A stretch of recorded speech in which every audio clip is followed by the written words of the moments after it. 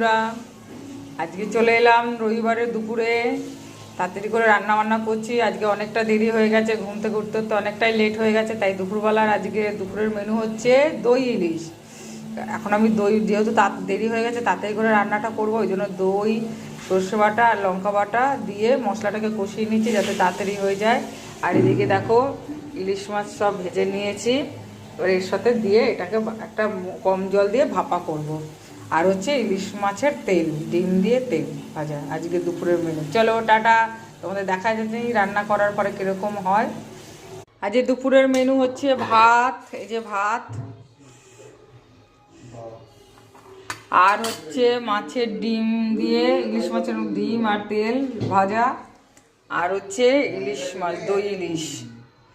চলো খেয়ে নিই, তারপর বলছি কিরকম হয়েছে। চলো, কত বড় বড় ডিম দেখো মাছের, এরকম ইলিশ মাছের ডিম দিয়ে গরম গরম ভাত। কার কার ভালো লাগে কমেন্ট করে জানাও আমাকে। আর নিচ্ছিস কেন? অনেকটাই তো দিয়েছি। আচ্ছা না না, পুরোটা খেয়ে নে। কিরকম খেতে?